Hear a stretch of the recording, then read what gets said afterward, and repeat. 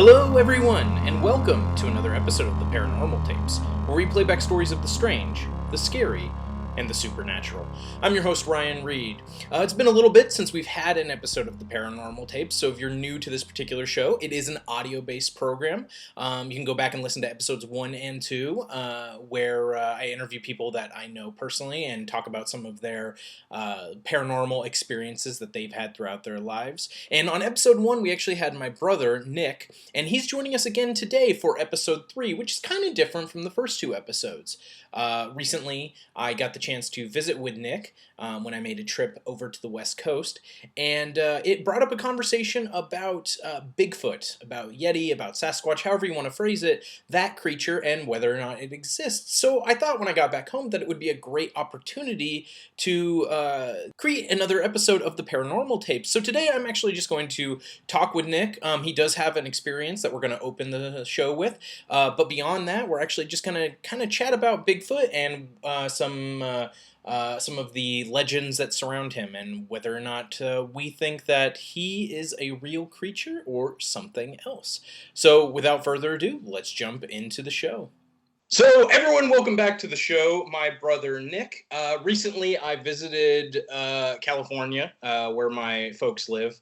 And Nick came over and we were all hanging out and we had dinner and we were talking about there was a program on TV about, I think Dad was watching a Yeti program. Is that what it was? Yeah.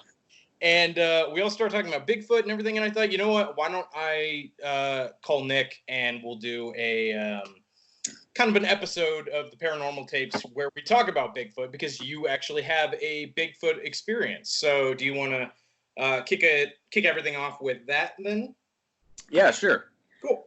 So, I don't know how much of I would call it a Bigfoot experience, but yeah, I guess I did have something sort of interesting happen. One of the many things, I guess, that's happened out in the woods. But so anyway, me and a few friends had decided to go to this swimming hole, which is off of Highway 70, which follows along the Feather River. So it's not super remote or anything, but it's out there, I guess, a little ways. Mm-hmm. And anyway, we had hiked up, and there's a couple little swimming holes right off of the highway. But if you continue up a little ways, there's actually a really cool swimming hole that not very many people know about or not very many people go to. And it's got like a natural water slide and that kind of thing. So we had hiked up there, and we'd been up there for a few hours and decided, we were going to head back. And so the whole time we were up there, nothing strange really happened or anything. But anyway, on the hike back, all of us heard this really bizarre, I guess, scream, you would call it. And all of us kind of turned and looked at each other, and it was kind of one of those moments where you're like, "Did you hear that?" Right? Like, I'm not crazy, right? And everybody kind of was in agreement that we had heard something pretty strange. So anyway, like I said, we weren't very far from the highway. We were maybe a mile at the very furthest. And so basically, once we had heard that, we all we weren't running or anything, but we definitely made our way out of there a little bit faster. And I can send you a link to the YouTube video I showed you guys, which sounded almost identical to what I heard. Yeah, please send me that. I'll link it in the description of this video so people can check it out. Sure. But anyway, yeah, it was some type of a scream that sounded primate. Obviously, I'm not an animal expert or anything like that. So, and animals make weird noises. So anyway, I mean, it could have been a multitude of different things, I guess. But what it all kind of struck us as was something, primate-like. Mm-hmm. So, yeah, I mean, it wasn't much of a story, but... Well, no, so basically it was like, yeah, you're out there, heard something you would never... And if people listen to the first episode of the show, they know that you're a big...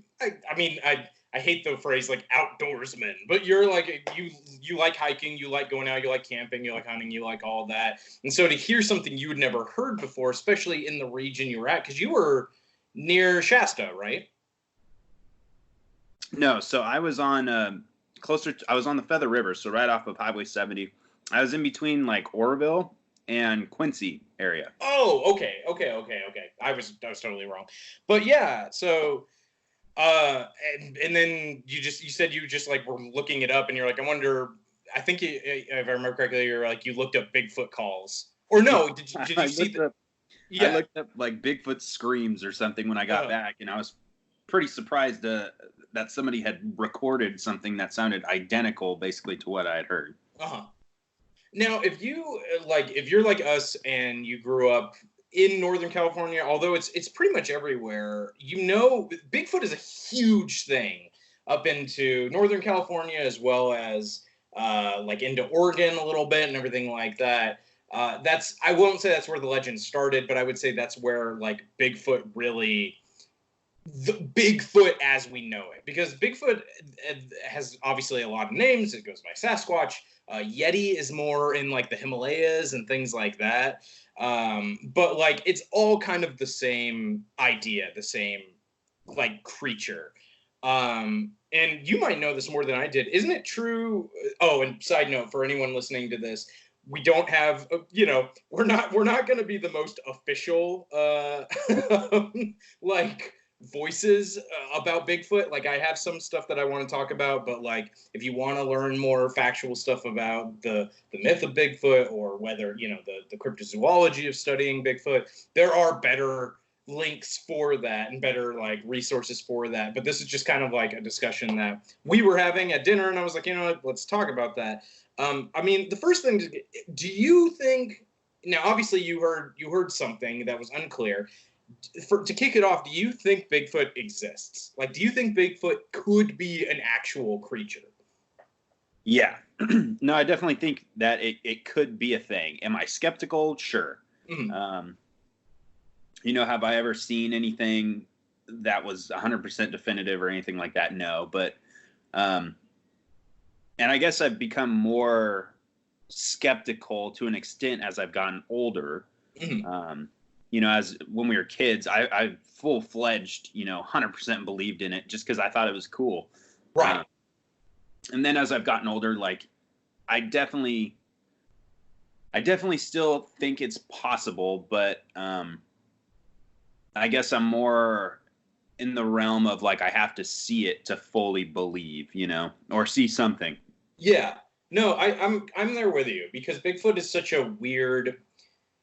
Bigfoot is such a weird outlier, because it's one of those things where like a ghost or something like that, which we'll talk about that in a little bit, but like you can't necessarily prove or disprove that ghosts exist. People have experiences. You can point to those experiences, and yeah, people try to collect scientific data, but really it comes down to if you think the paranormal exists. If you don't think the paranormal exists, you're never going to believe, no matter how much facts people throw at you or anything like that. And I kind of feel the same way with Bigfoot, in that like Bigfoot is this thing where it's supposedly a real creature, something that is flesh and blood, that you can find, that is out there, that's hidden, there are thousands of reports of Bigfoot, but nobody has been able to find. So I really think I'm there with you. I'm on the fence a little bit in that I do believe Bigfoot could exist. I'm a little bit skeptical about it, just because you think we would have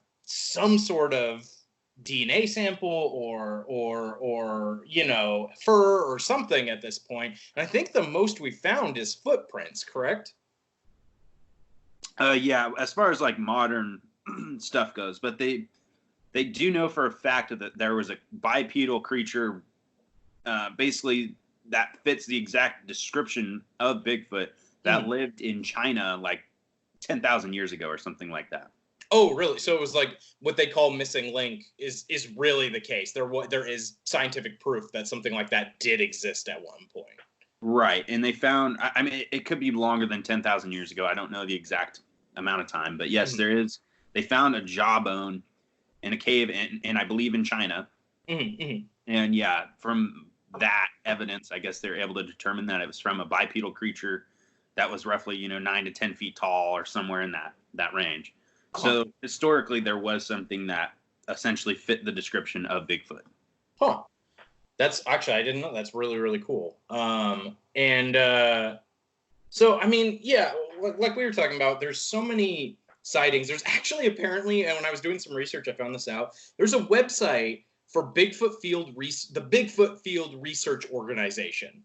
I think their website is something like bfro.net or .org or something like that. But basically, it's if people have a report or a sighting of Bigfoot, you can go in, you can submit it. And there are so many submissions, and they break it down by year and by state, as well as by other countries. But even just looking at the US, I think almost every state had some sort of report in 2019, Right. which is crazy to think that people are seeing this thing. And reports obviously go back years and years and years. I think this is what I was going to ask you earlier. I believe, isn't it even recorded that Teddy Roosevelt might have run into something like Bigfoot at some point, like in one of his journals? He writes about it. Same thing, kind of. I guess a similar experience as to what I had. He had heard something that sounded abnormal to him, but I don't think he ever. He didn't like meet. He wasn't like, "Hello, Bigfoot." Like, yeah. He heard something that he couldn't explain as well. Right. Now, have you cross-referenced like Bigfoot calls with any other animals to see? I mean, you would know better than I would, but like, could it have been like a buck, or could it have been some sort of larger animal out there, or is it just nothing like you'd ever heard? I mean, I guess the closest possibility it could be is some type of either like big cat, not Tiger King cat, but yeah, it wasn't Joe Exotic. Yeah, it wasn't. Well, it could have been, but it wasn't like it could have been like a mountain lion or something along those lines, possibly, I guess, or even a wolf or something like that. But even that stuff, I mean, I've heard cat calls like that. I've heard what a mountain lion sounds like, and this doesn't sound like that. It's got a different tone to it. It's interesting. Yeah, if people are curious, I'll put a link to that video in the description of this, so you can click on that and kind of hear what Nick is talking about. Now, talking about Bigfoot, the most famous thing that people probably reference at this point is the Patterson-Gimlin film. It's more known as the Patterson film, just because Patterson was so kind of, if you read up on him, he was kind of crazy. But I mean, he was. It was. Right. If you. So for those who don't know, the Patterson-Gimlin film is the image of Bigfoot people think of. It's that film footage of him kind of walking through this woodland. It's not like a ravine. Creek bed kind of thing. Creek bed, yeah. I even think that one is like a female, and yeah, she turns and looks over her shoulder. Right. And that's the iconic image. Very iconic. It's what, like you said, like we said, what people think of. You think of Bigfoot looking over the shoulder, kind of in that like deer in the headlights almost look. And apparently, so I was doing some research on it. They filmed it in 1967. It was actually near Humboldt County in North California. Apparently, Patterson had already been interested in Bigfoot for a long time before that. So he had been doing research. He had been trying to like study up on it and everything like that. And he apparently had even shot some like low budget docudramas that like weren't completely real, but were kind of shot documentary style. And they incorporated elements of Bigfoot. Like I believe one of them had this idea that like these cowboys were being shown Bigfoot by the Native Americans or something like he had these like he was already obsessed with Bigfoot. Right. And there are reports, because people have broken down this footage and talked about, is this real? Is it not? Obviously, it's that same kind of divide. Some people are very skeptical of it and they can point to things. Some people are very believe that it is actual footage. And there is some other stuff that people have said, reports of where he may or may not have been before the video. I think there was one report where he had gone into like a Hollywood costume shop and people were saying he may have needed an ape costume for one of his videos. So that doesn't lend a lot of credibility to it. The other thing that people point to is that like when you stabilize the footage, Bigfoot, when you're looking at the footage as it is, Bigfoot it kind of has this lurching walk to it, to him or her. But would they some people say when you stabilize the footage that Bigfoot walks more like a human in a suit. But again, this is all kind of speculation. We don't know. All we know is that Patterson and Gimlin were out. They were filming this like footage of like ranchers. Like I guess the idea was to I don't know if it was like another docudrama, but the idea was to film like cowboys on horses and like ranchers and stuff and get them out there. And then in the last tiny bit of film they had left, they happened to catch this creature while they were shooting some B-roll footage. So I guess ultimately my question is with the Patterson Gimlin film, do you feel that is like true evidence, or are you again kind of skeptical of that particular footage? I don't know. I mean, I definitely wouldn't necessarily say it's definitive proof, because obviously if mainstream people considered it definitive proof, Bigfoot would have been an established creature back in the 60s. Right. So, but I definitely am more of a believer towards that footage than I am skeptical of it. Mm-hmm. So, and like you just brought up, I mean, there's both sides to that story. People have claimed to found evidence that shows that it's legit, and then people have claimed to find evidence saying the opposite. So I guess it kind of depends on which bandwagon you kind of want to hop on. But I don't know. I feel as though I do think that is real footage. And I know the walk that you were talking about, and I've also seen multiple people claim that it is larger than the gait of the walk would have to be like someone who's like 6'9" or something, just in order to make the same like gaps in between their steps. And I don't know. I mean, obviously, yeah, you could find some dude who's 6'9" and put him in a gorilla costume and sit him out there, but I feel like that's fairly unlikely. And then also, I have seen that I guess just the way it walks is more like a primate. And also another thing that I've seen as far as evidence that shows that it's real is the arms. I guess the arms hang a lot lower than what any humans do. I'm sure there's anomalies out there, but yeah. But yeah, for the most part, most humans aren't built in that way, and can't walk with that kind of stride, which is, again, I think where there's a lot of there's a lot of ways to look at that footage. I think the main problem with the footage is Patterson himself. I think because he was already obsessed with Bigfoot, you have to wonder is because this was his claim to fame basically throughout his life was this footage. So much so that I think the footage is copyrighted. I think a few years ago I went to look it up on YouTube, and like you can maybe find a little bit of it, but like the whole footage, I think I think he's dead now, but I think his family still owns, and you have to pay them the rights to it. And so like stuff like that is what kind of makes it troubling, because you have to wonder is it because Patterson was already obsessed with this creature that he just happened to track it down? He knew what he was doing, or is it he was obsessed with this creature and therefore wanted to prove that it was real under any circumstances? And I tend to agree with you on that footage, which is it definitely feels like there's something different to the way that the creature moves, and the way that the creature is, that isn't just like, and also this is like where they filmed it. I didn't write the exact area down, but it is in the middle of nowhere, so much so that people couldn't get to it for years.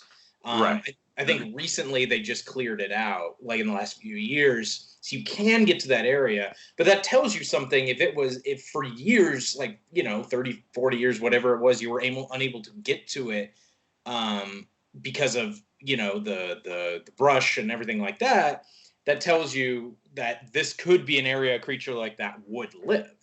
Right. And then on top of that, to add to that, why would that'd be kind of a pain to drag some dude who's 6'9" out, right? in a gorilla costume just to walk for 20 seconds. So and maybe I'm wrong, and if I am, someone out there can correct me. But like to my knowledge, Patterson wasn't like a rich dude.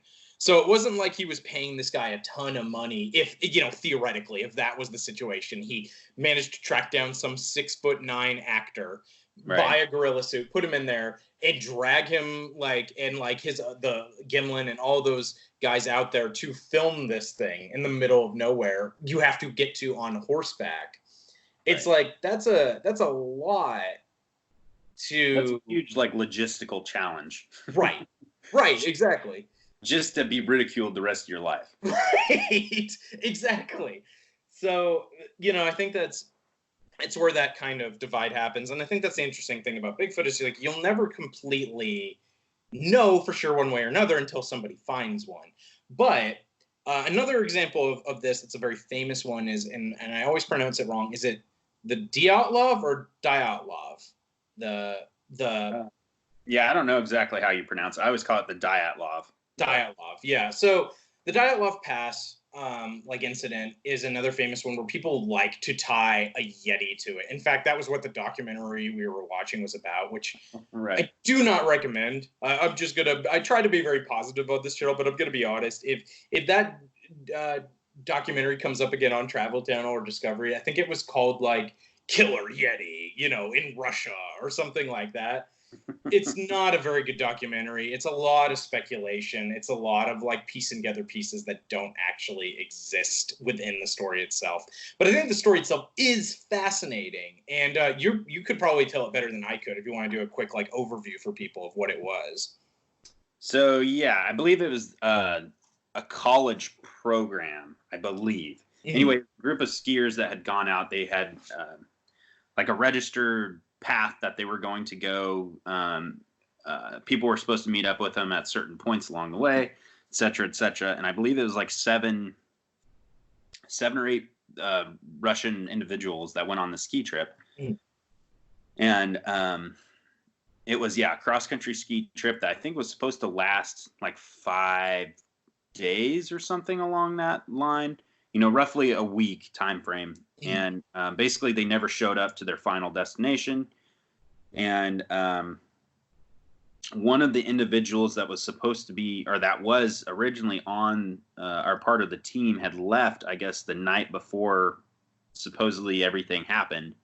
And he ended up going back because I think he was sick or something. And so anyway, the people don't check in, and so search parties sent out for them. They end up finding them. They find their tent with cuts from the inside out. Mm-hmm. And I think they only found, I believe, 2 or 3 of the individuals on first inspection. Yeah, they had to wait till some of the thawed, right, to find some of the other ones. Yeah, I think they didn't find the rest of them until 2 months later. Yeah. So that also lends to a lot of weird things, happening, I guess. Mm. But basically the bodies that they did find, at the time it was considered strange because they were basically stripped down into bare minimum clothes, which isn't really uncommon because that's actually one of the things that happens in the final stages of hypothermia. You actually get really hot. Right. A lot of people they find who suffered hypothermia, they find them stripped down out of their clothes. And you think, well, if somebody was dying of the cold, why would you do that? But it's because your body reacts in a certain way. And so people get very warm. Right. And yeah, they found a lot of the bodies. Some people had fallen off of a ravine into a little ravine area. I know some of them were found missing. Yeah, the lady had her tongue completely ripped out, and I think she was even missing her eyeballs. Yeah, her eyes and some of her soft tissue. Yeah. There was people with injuries and things like that, sustained, that are kind of bizarre. Sorry, go ahead. I was just gonna say, yeah, so a lot of them sustained like internal injuries, but there was no evidence on the surface, so there's no skin evidence, and Right.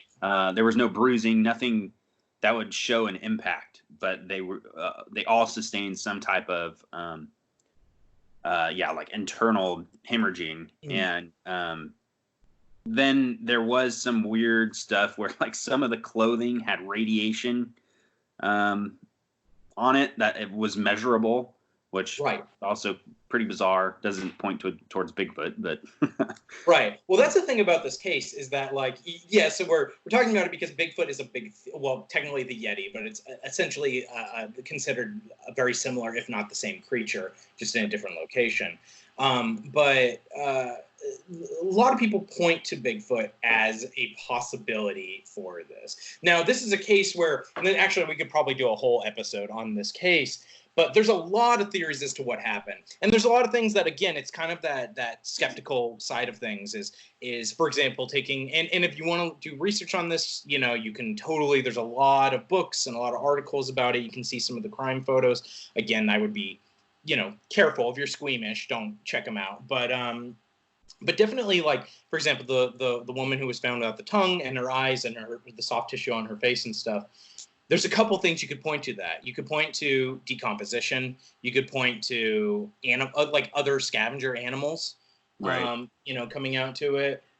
It's the situation itself is such a bizarre situation in terms of nothing adds up. No one quite knows why. One theory is an avalanche.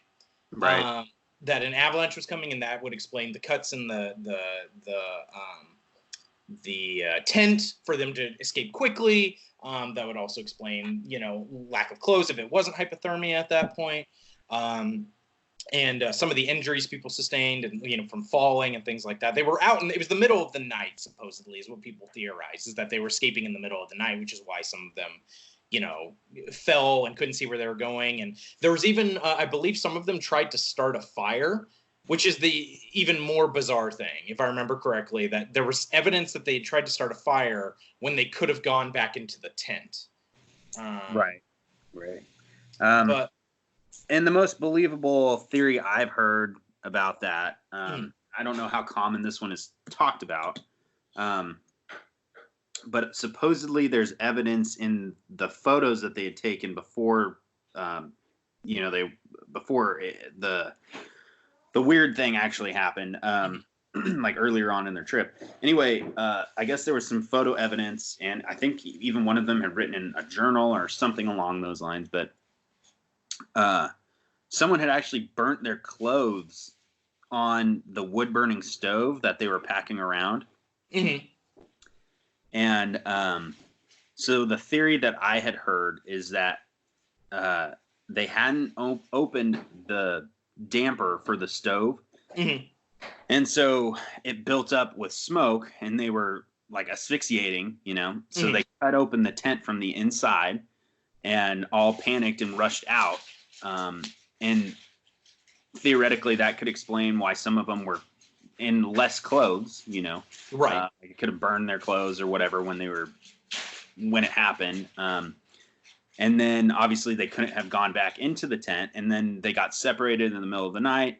They tried to start a fire, but then the cold weather got to them, that kind of thing. And then it was also even speculated that the few that were found like a couple months later, that they stumbled around in the middle of the night and had actually gone to a creek's edge or something, and that the snow had fallen through and they got trapped in like a little mini kind of avalanche. So I mean, there's definitely more theories out there, but overall it is still a very bizarre case. So getting back to what we were talking about with the Bigfoot of it all, so you got a Bigfoot scale. 1 is there's no way it was Bigfoot. 5 is this was 100% Bigfoot. Where do you put Dyatlov Pass as on the Bigfoot scale? The possibility of it being a Yeti. For me, I would say it's a 1. Yeah. I don't see it happening. Yeah, it's where I am too. I think it's one of those ones where I am not Obviously, we talked about it. I am more on the side that I do think Bigfoot could exist in this particular situation. I think there's a lot of bizarreness to it, but I think there are other leaps or I guess other pathways of logic you can take that would explain that better. Even something like, I know there's speculation that the Russian government did it and things like that. All kinds of crazy stuff. But so that's that. I think, like I said, I think we could do a whole episode on that at one point. But so anyway, to kind of talk about, the paranormal, getting back into even the weirder parts of it. Obviously we're taking this approach that Bigfoot is a flesh and blood creature. And so when it comes to weirdness, ghosts, paranormal, all that type of stuff, do you fall on that same kind of scale, or do you lean more towards you don't think that stuff exists? No, I definitely, I am a believer to an extent. Mm-hmm. I definitely believe it could be possible. Mm-hmm. But yeah, same thing. Like I'm not 100% on board, and I'm definitely not 100% against it. I would probably fall more. I'd say I'm probably more like 75% believer. Mm-hmm. So that's kind of where I'm at. So 75% believer, that there's that 25%, and honestly that 25% is kind of what you see most of. It's the guys running around with a video camera being like, did you see that? Did you hear that? And it's like, as much as I enjoy those shows, there is sometimes they find cool evidence, but like I think most of the time it's kind of up for debate what they actually find. Not that I think there's anything wrong with ghost hunting in general. I actually think it is kind of it's something I enjoy doing, but I think to sit there and just believe everything is a ghost is a problem. But that said, there are a couple theories about Bigfoot that I want to kind of throw out to you and kind of get your opinion on them.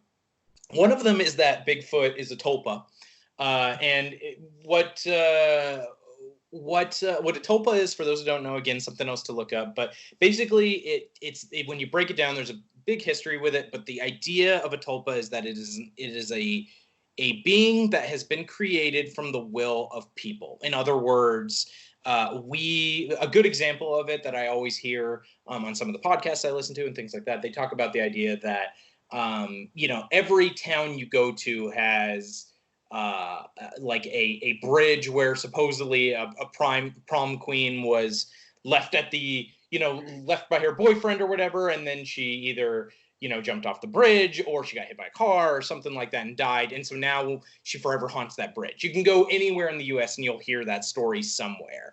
But people will still go to their local version of that and find evidence, hear noises, hear crying, that type of thing. And they piece it together and they believe it's a haunting, when actually it could be a haunting in the sense that we have kind of willed this thing into existence. And there's some people that believe Bigfoot is the same thing, that it was this folklore, this legend, this creature that may or may not have existed at one point, but now we have kind of created as a collective mindset this idea, we've willed paranormal energy, or however you want to put it, so that people are seeing these sightings.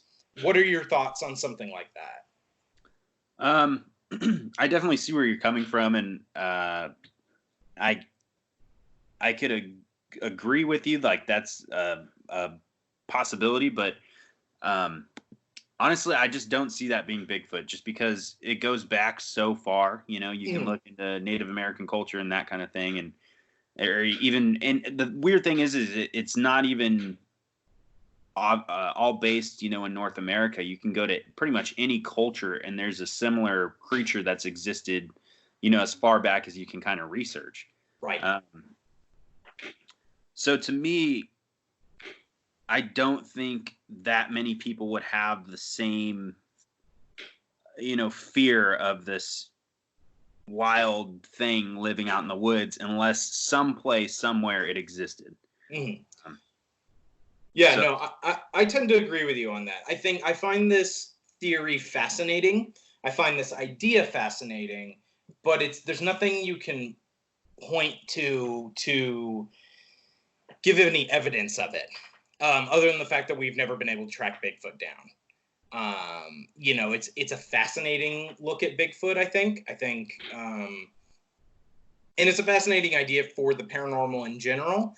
But whether or not that can be applied to a creature that, again, like you said, there has been evidence that this thing did exist at one point, or something similar, a bipedal ape-like creature, basically. Right. So if that's the case, if Bigfoot does exist, we have to think about this too. And actually, it makes me think of, there's a documentary out there, which if people haven't watched, it has nothing to do with Bigfoot, but it just made me think of it. It's called Hellier. Go check it out. And I won't say any more than that, but it's a great documentary. It's free to watch. But there are these underground tunnels, these cave systems in that documentary, that they talk a lot about. And it makes me wonder if a creature like Bigfoot, is that the reason we're not finding this creature? Is that it's just gotten good at hiding throughout these years in these underground tunnels, these underground caves, things like that, but we always see it in the wild. So what do you think? Why have we not found more evidence of Bigfoot despite all these sightings, like you said, across the world? Right. I really think that it's because, for one, the vast majority of the world's population doesn't explore more than, maybe a tenth of, I feel like being generous, really, more than a tenth of like the wild places we still have left. And I mean, if you think about it, when the average person goes for a hike or goes on a backpacking trip or, whatever, they're staying on established trails. And, you can fly over the Pacific Northwest or anywhere really in the United States even, and you can see nothing but, forests for miles and miles and miles and miles. So ultimately, I feel like, people just, there's less evidence because, for one, they're not going to be seen all that regularly, probably near civilized like structures. And then on top of that, I just don't feel like you have the influx of people actually going out into these really remote areas to actually, verify anything or see anything. And do you think Bigfoot is a creature that has learned to hide, or do you think it's more that, just like you said, we're just not going out to see it? It maybe is out in the open. Because I mean, you see all these shows all these time of these guys, these Bigfoot hunters, guys in Army, Navy, ghillie suits, going out there hiding in the trees with sniper rifles trying to hunt Bigfoot, and they never find anything. Right. So is it just because we have such a small amount of the population looking for them, or is it just a creature that's smarter than maybe we're giving it credit for? I'm sure it's a little bit of both. Because, I mean, think about it. We have large predatory cats, that typically weigh more than 100 pounds. And how often do you see a mountain lion? Yeah, absolutely. And here in California now, we even have wolves. And I mean, how often do you see a wolf? So I definitely feel that it's a lot, or similar to a lot of wildlife, in the fact that it probably is trying to stay away from humans. It could see us as a predatory creature, right, or a threat. And so I think it definitely is. I'm sure if it exists, it'd be smarter than maybe what we think of, when we think of a wild animal. But I definitely feel like if it does exist, it would be, hiding, from the general population. Well, and to look at the Patterson Gimlin film as well, if you take a look at that and you compare that to, say, footage when somebody's recording an animal, out in the wild, it does that same kind of look. Like if you record a wolf or you record, like you said, like a mountain lion or something, and you catch it out in the wild, they do that look back, like letting you know that they're aware, but that doesn't always mean that they attack. And it's that similar kind of look that Bigfoot gives in that footage. Right. Now, there is one more theory I wrote down, and this one I think is the most interesting. It's the most, there's the most kind of evidence to point to it. And it comes from a couple called Greg and Dana Newkirk. They're researchers into the paranormal. They run the Traveling Museum of the Paranormal and the Occult. They were actually the ones, along with some other filmmakers, who created the documentary Hellier that I was talking about. And I love their research because they look at things almost with a skeptical eye. They don't believe everything that they see. They when they get haunted objects from people, they say 9 times out of 10, it's not haunted. There's nothing. It's just people want it to be haunted, or they believe it to be haunted. And not to mention, they're just a really nice couple. I actually met them way back when I lived in Chicago. I went to a convention and they were there with their museum, which if you get a chance to, I know everyone's under lockdown right now, but if you get a chance to check it out when they go back on the road, definitely look it up if you're into weird paranormal stuff. But like I said, I really like how they approach the paranormal. They don't approach it with fear. They approach it with curiosity. And one of the things that they talk about, they wrote a article for their website, Week in Weird. And it's just, if you just type in Bigfoot is a ghost, it's like the first thing that pops up. It's their website, Week in Weird. Definitely read the whole article. It's really interesting. But what they talk about is that when you look at Bigfoot sightings, a lot of them have connections with paranormal sightings. There's one thing that often comes up with ghost sightings or signs of aliens or things like that are these green flashes that apparently many Bigfoot sightings also are accompanied by, that there are these green flashes in the sky or that people see. Oftentimes there are camera malfunctions whenever people are in the vicinity of Bigfoot. The idea being that your battery's drained or your camera won't focus or things like that. And in the article, they talk about, they met this guy who seems really kind of crazy, out of his mind, but he taught Dana some, what he claims are Bigfoot vocalizations. So when they were out looking for Bigfoot at one point, because they were on that, one of the Bigfoot hunting shows, I can't remember off the top of my head which one it was, but they were coming in with this theory. And of course, all the guys were like, nah, Bigfoot's real. He's not a ghost. And they're like, well, let's do this. So Dana did these vocalizations, and apparently after she did them, very soon after, it was followed up with these weird green flashes, these camera malfunctions, and they started hearing and seeing Bigfoot calls and seeing things about Bigfoot, basically evidence of Bigfoot around them type of thing. Which I think is interesting. It's an interesting thought to think that, again, if this creature existed, if we can have ghosts of humans, if we can have ghosts of animals, why couldn't we have ghosts of these creatures that once roamed? And the other theory is that kind of ties in with this, and it's not part of their article, but it's the other thing that people talk about, is that Bigfoot is an opening from another dimension. There's the quantum string theory. I don't remember. There are much smarter people out there that can break this down more than me. But basically the idea that there are infinite possibilities, infinite realms, and then every once in a while we can kind of, see into another dimension. So is Bigfoot really, this creature coming from another dimension?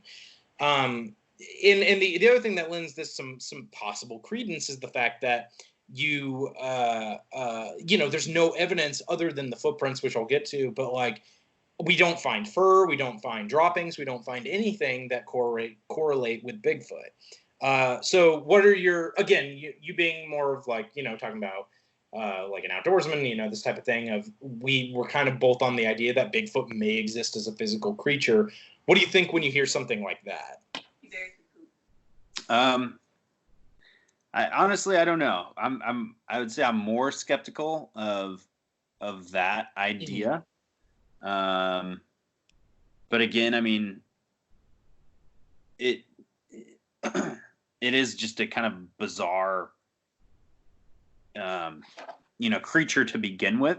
So, I mean, I guess I could see it, but to me, I'd say I'm definitely a lot more skeptical of something along those lines. Mm-hmm. Well, I think until somebody finds one, we will never really know what Bigfoot is, or if it completely exists. I think you kind of just have to take that on on faith.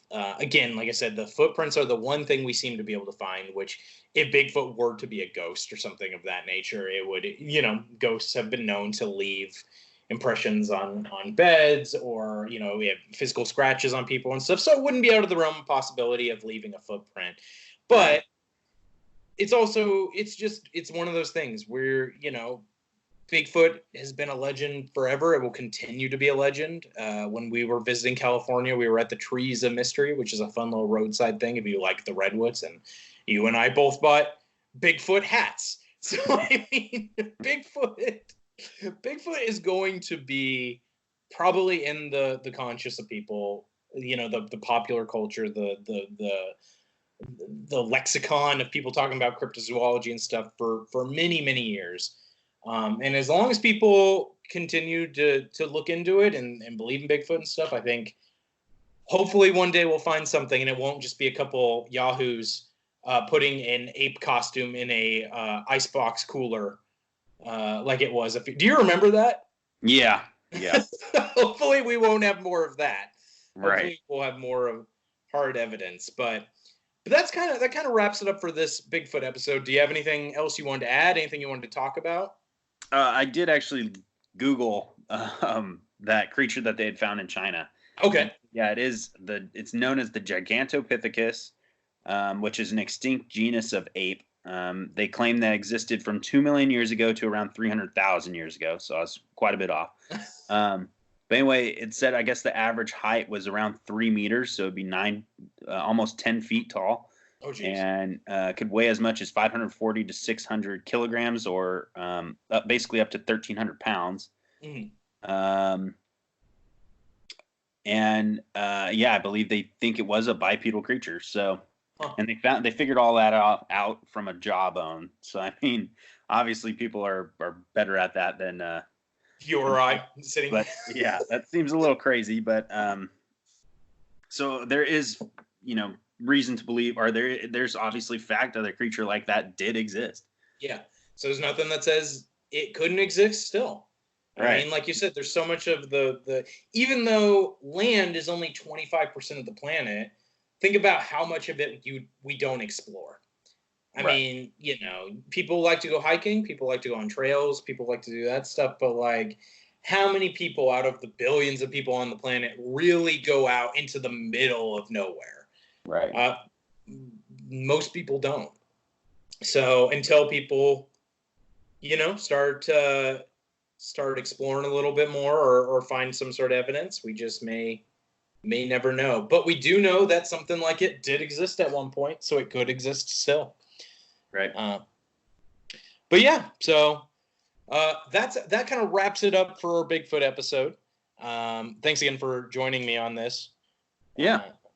Once again, a big thank you to my brother Nick for being on the show again. It was a lot of fun kind of chatting with him about Bigfoot, and we're hoping to do something like this again, maybe talk about a different cryptid or some sort of ghostly encounter or something that we're both interested in. But if you like shows like this, please let me know in the comments down below if you want to hear more paranormal tapes. On top of that, you can check out some of the other videos we have on this channel. We have impromptu reviews, which is just kind of my off the top of my head movie review show. We also have Fright Films, which is my horror movie kind of analytical show, and we've got some food reviews, all kinds of stuff. There's also the first 2 episodes of the Paranormal tapes. If you haven't listened to those, give them a shot. But until next time, we hope that you join us again when we sit back and listen to another of our Paranormal tapes.